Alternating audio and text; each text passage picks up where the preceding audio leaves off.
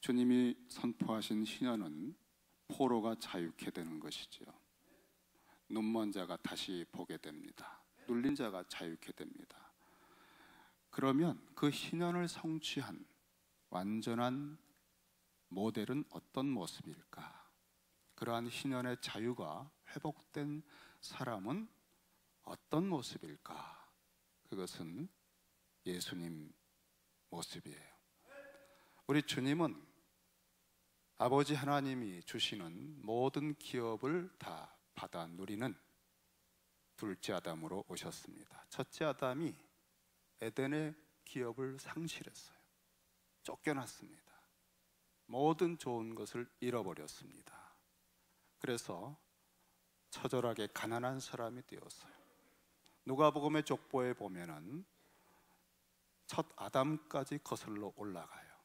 예수님께서 회복하시는 희년은 그래서 아담이 상실한 에덴 동산을 회복하는 것입니다. 오늘 그러므로 예수님께서 공생애를 시작하는 세례받는 장면은 예수님이 희년을 열어주시기 위해서 기도하는 모습과 그리고 회복된 희년을 이미 다 보여주고 있는 모습이에요. 21절에 보면 백성이 다 세례를 받을세. 이 백성들은 다 모두 죄를 고백하며 애통하면서 세례를 받습니다.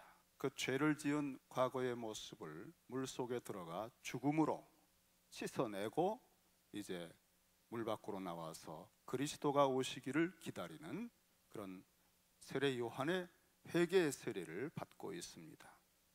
그러므로 이 세례를 받는 사람들은 모두 죄인들이에요. 자기를 죄인이라고 인정하고 고백하는 사람들이죠. 그런데 이 죄인들이 받는 세례의 현장에 아무런 죄도 없고 점도 흠도 없는 정말 의로우신 예수께서 똑같은 모양으로 예수도 세례를 받으시고 그랬어요.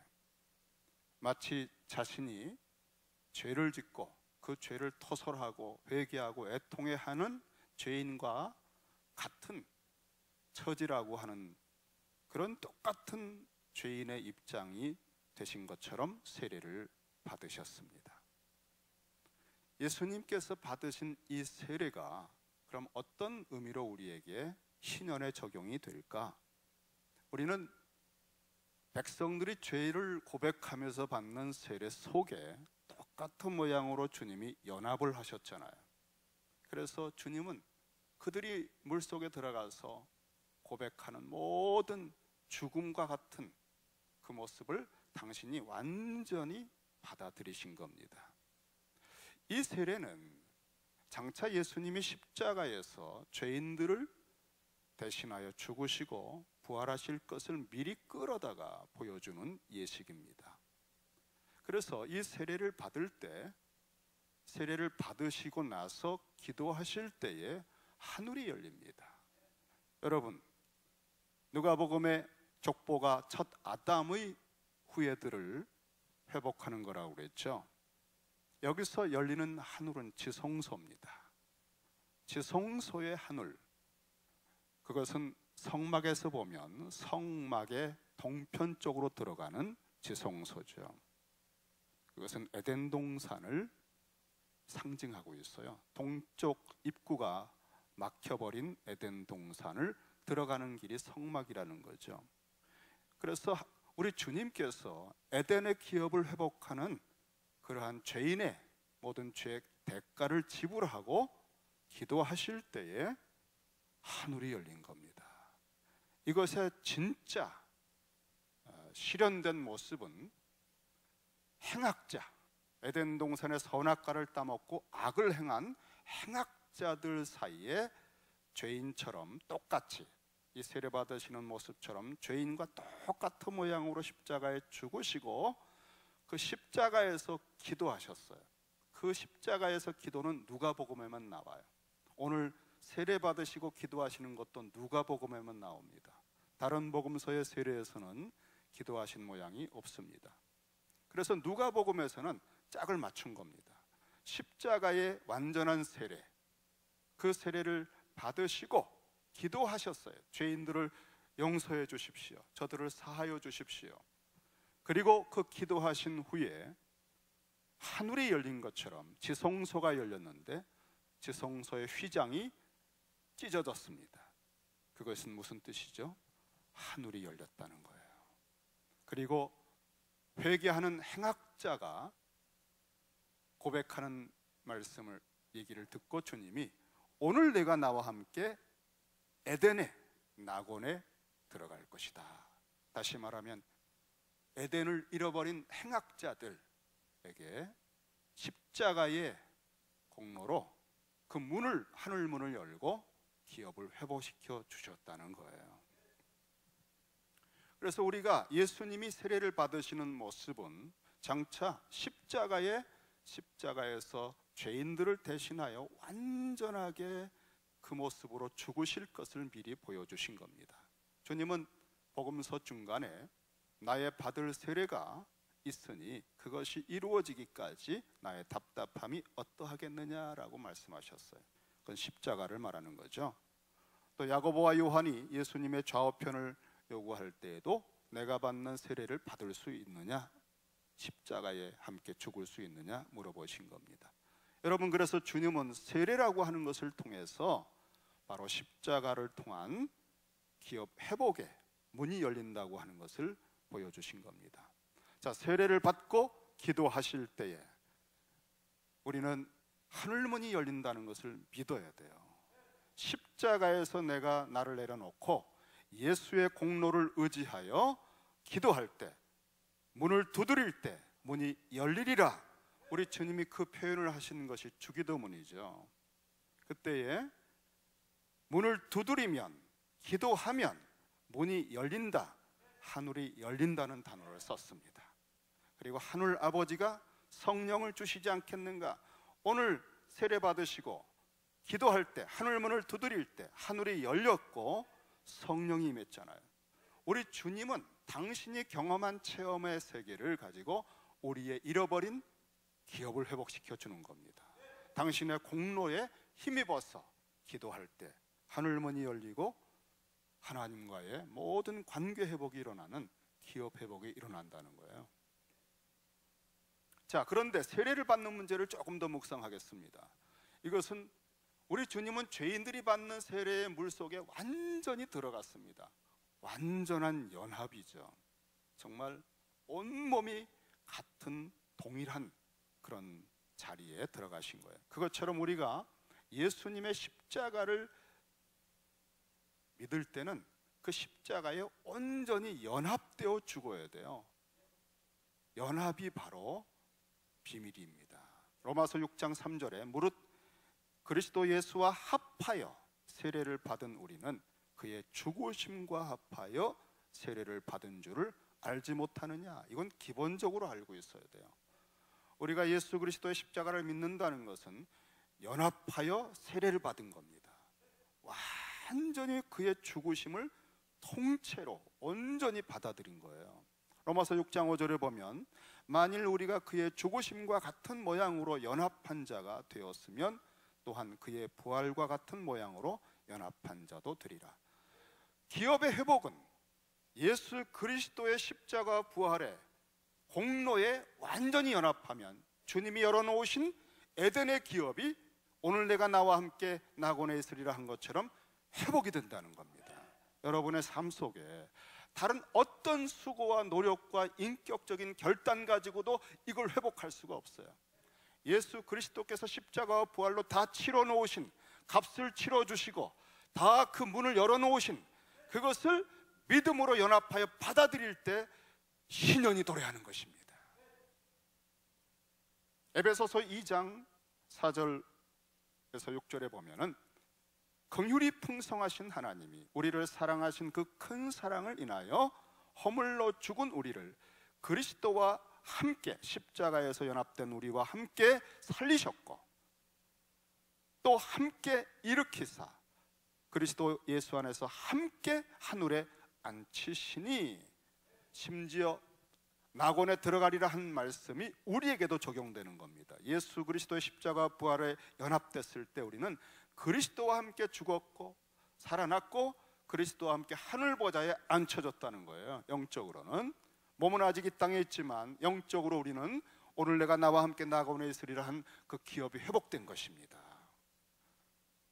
그리스도 안에서 우리가 하늘 보좌에 앉혀졌다고 하는 이 표현에 대해서 20세기 최고의 설교자로 로이드 존스가 이런 말을 했습니다. 이건 가장 놀라운 모든 진리 가운데 최상의 진리다. 우리가 그리스도의 십자가에서 죽고 연합하여 부활하여 하늘 보좌에 앉혀진 이 사실은 모든 진리 가운데 최상의 진리요, 가장 높은 영광이요, 하나님의 백성인 우리에게 해당하는 가장 값진 일이다라고 얘기했습니다. 이것은 우리가 기업 회복을 받을 때 신년이라고 하는 것은 청량할 수 없는 은혜와 복과 권세를 얻은 거라는 뜻입니다. 이것을 실감하건 안 하건 간에 예수를 믿었을 때 이게 온 것입니다. 여러분, 우리는요 많은 것을 구하고 있지만 사실은 이미 그리스도 안에서 회복된 신년의 세계 속에 들어와 있는데 이미 가지고 있는 것이 무엇인지를 아는 것이 신앙생활에 굉장히 중요한 성장과 성숙을 주는 비밀입니다. 보물을 가지고 있어요. 그 보물을 보면서 감격하고 누려야 되는데 보물은 이 안에 있는데 자꾸 딴 것을 찾고 다녀요. 우리에게 하늘 보좌에 앉혀진 사실, 이것이 자각이 되면 허리가 딱 펴지고 당당해져요. 그리고 온 세상을 압도하는 눈먼 자가 눈이 열리는 사건이 생깁니다. 세상이 다르게 보입니다. 포로가 자유케 된 거예요. 눈이 뜨인 겁니다. 나 자신을 보는 눈이 완전히 바뀝니다. 이것이 신년입니다, 여러분. 눌린 자가 자유케 되는 거. 우리 주님께서 세상을 그렇게 보시잖아요. 우리 주님께서 얼마나 당당하고 자유하세요. 바로 주님은 당신이 누리고 있는 신년의 복된 삶을 우리에게 십자가 부활로 열어주신 거예요. 이 복음을 믿는 사람에게는 어마어마한 것이 임했다는 것입니다. 사실 우리는 다른 설교를 계속 들을 필요가 거의 없어요. 복음을 내 속에 계속 선포해야 돼요. 신년의 복음을 내 속에 계속 들려주고 선포하는 것이 우리가 점점 더 변화되는 핵심적인 비밀입니다.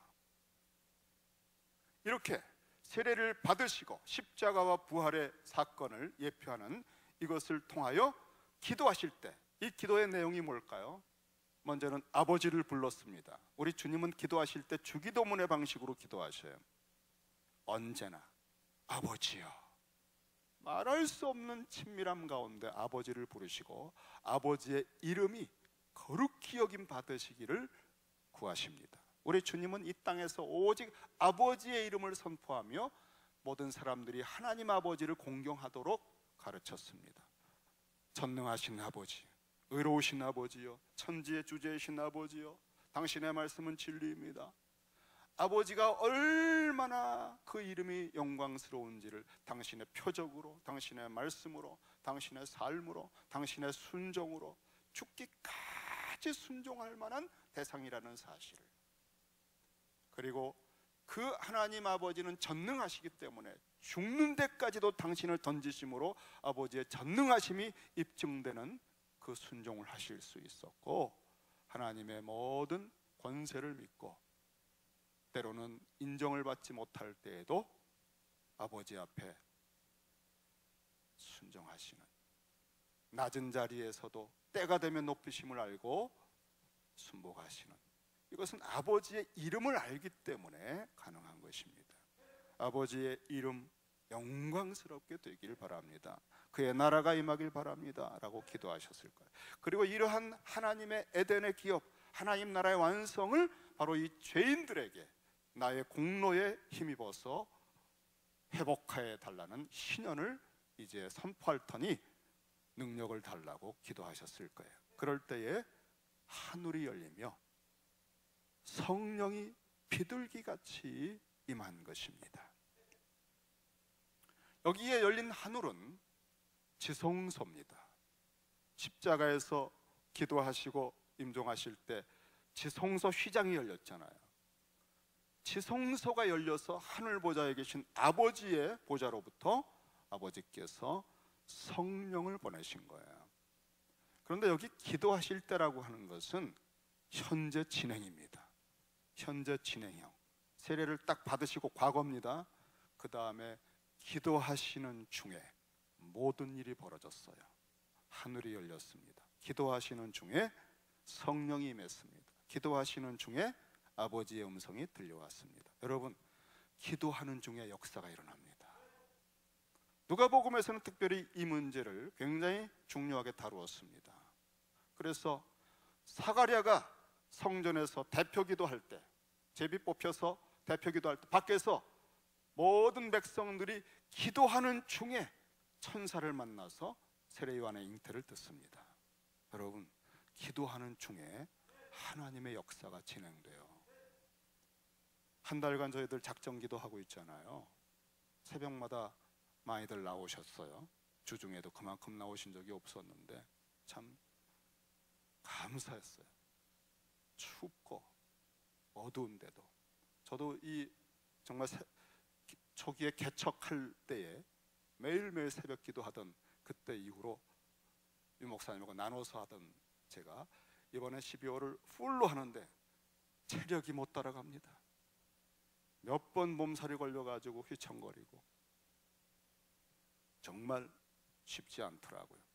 그래도 여러분들이 나오시는 걸 보고 힘을 내서 2020년을 준비하는 이 기도가 중요하다고 생각해서 하는데, 그런데 보니까 셋째 주 정도 돼서는 많이들 숫자가 떨어지네요. 인생들이 어떻게 된 거예요? 여러분, 한 주 남았어요. 끝까지 가세요. 울며 씨를 뿌려야 기도하는 중에 역사가 나타나거든요.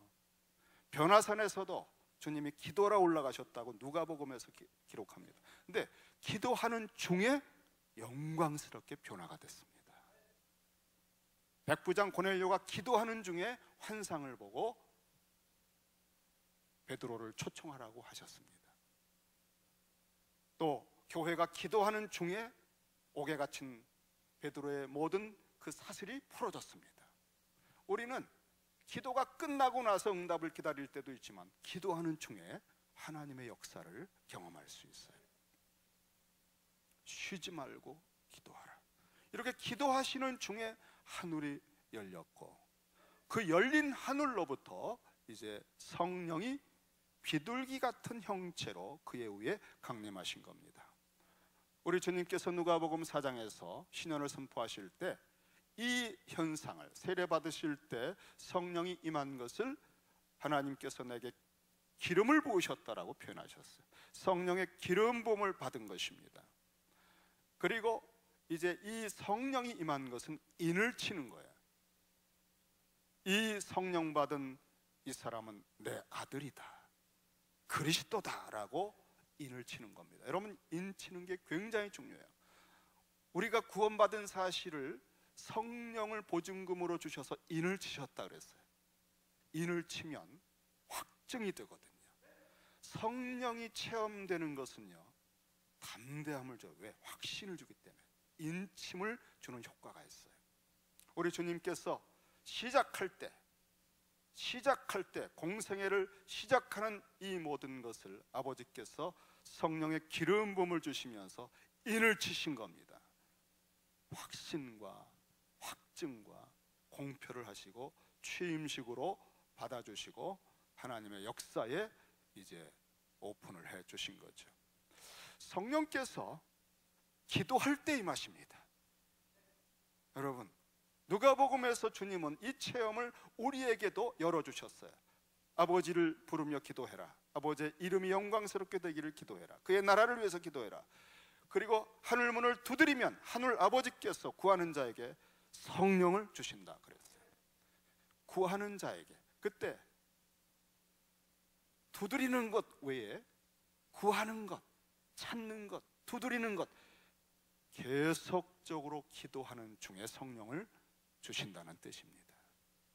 기도할 때에, 기도하고 있는 중에, 기도를 포기하지 않고 기도할 때 성령을 주시고, 성령은 모든 좋은 것의 근원이에요. 성령이 임하면 지혜가 와요. 은사가 임해요. 모략이 생겨요. 결정할 수 있어요. 분별이 돼요. 담대해져요. 자유해지고 용서가 되고 성화가 돼요. 우리가 성령이 충만하면 모든 좋은 것들이 가동이 됩니다.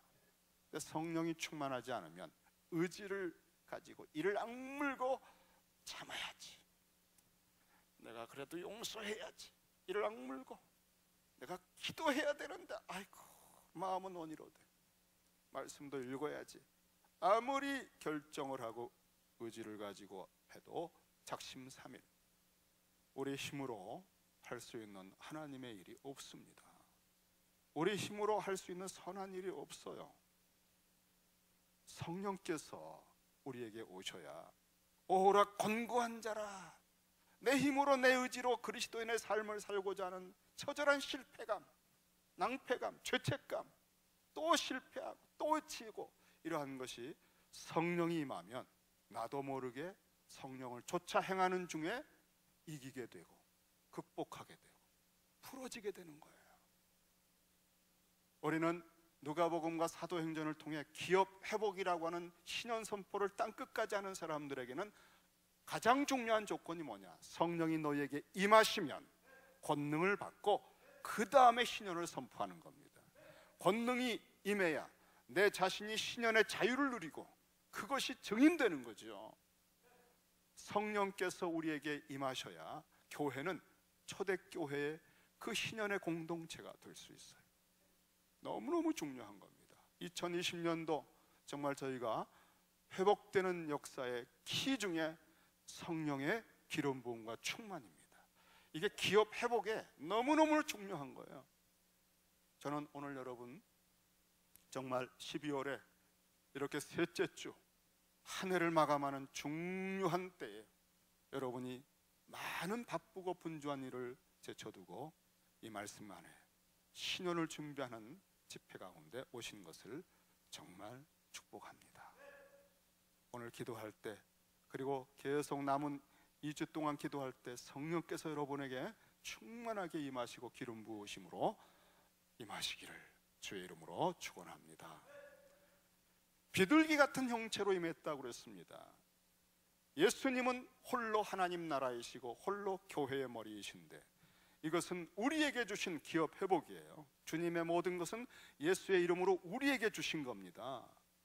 그래서 우리가 예수의 이름으로 기도할 때, 두드릴 때 하늘 문이 열리고 성령을 받는데, 바로 초대교회가 간절히 열흘간 기도할 때에 바로 이러한 형체와 같은 것으로 초대교회에서도 임했습니다. 성령이 이걸 병행시킨 거예요.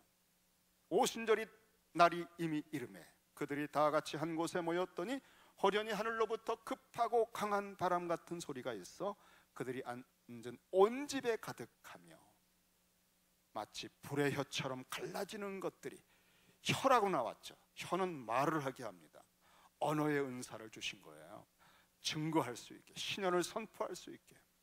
불의 혀처럼 갈라지는 것이 이 불의 혀 같은 모양으로, 여기는 비둘기 같은 형체였는데 불의 혀 같은 모양으로 임해서 이 불의 혀 같은 것이 각 사람에게 다 나눠진 거예요. 혀가 하나씩.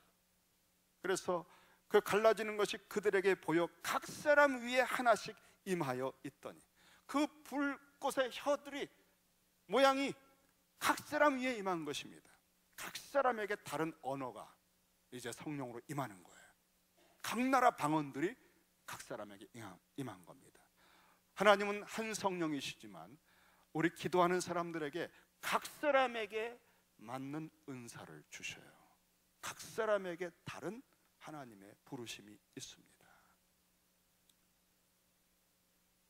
그래서 그들이 하나씩 각 사람 위에 그 불꽃이 임하여 있더니 그들이 다 성령의 충만함을 받고, 그 다음에 그 불꽃이 확 들어왔는데 막 성령이 불일 듯이 충만하니까 그것이 혀입니다. 혀. 하나님이 말하게 하시는 혀에 신현을 선포하게 하는 성령이 말하게 하심을 따라 다른 언어로 말하기를 시작하니라.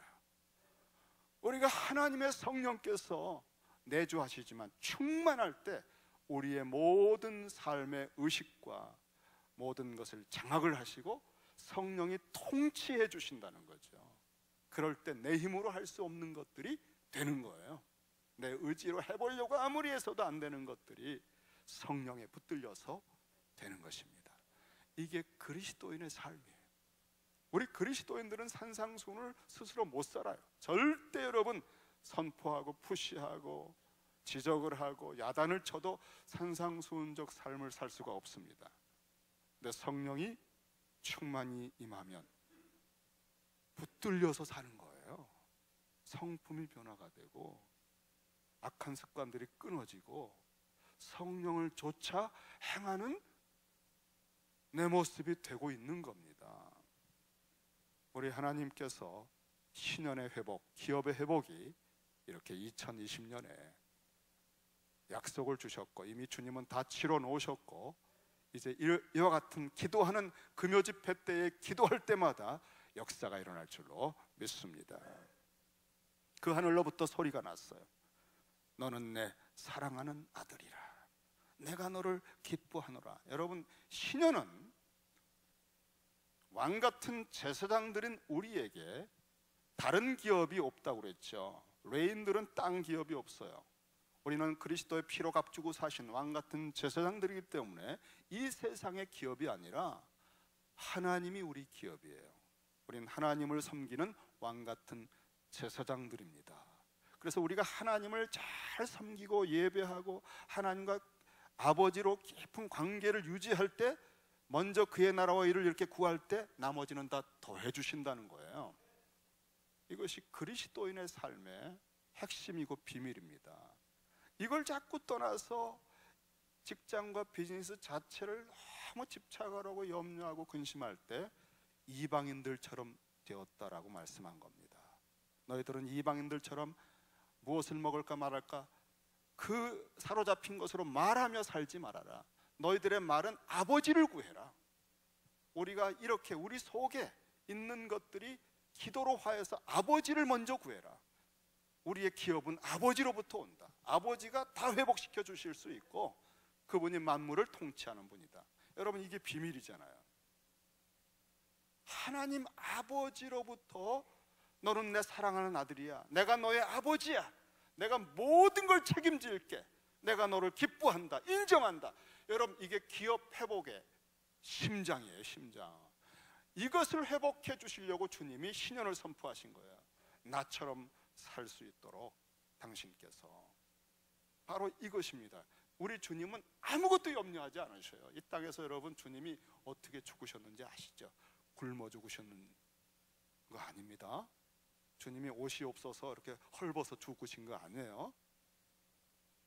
모든 권세를 누리고 다 더해 주시고 아버지가 아버지의 뜻대로 순종할 때 가장 높이 높여주시는, 그러므로 당신처럼 이렇게 사는 것이 기업 회복이라는 거예요. 이것이 우리에게 주신 신년 선포의 목표입니다. 하나님 아버지와 말할 수 없는 깊은 관계를 유지할 때 나머지는 다 더해 주신다. 우리의 상상을 뛰어넘는 수준으로 채워주신다. 이건 믿음의 용기가 필요해요.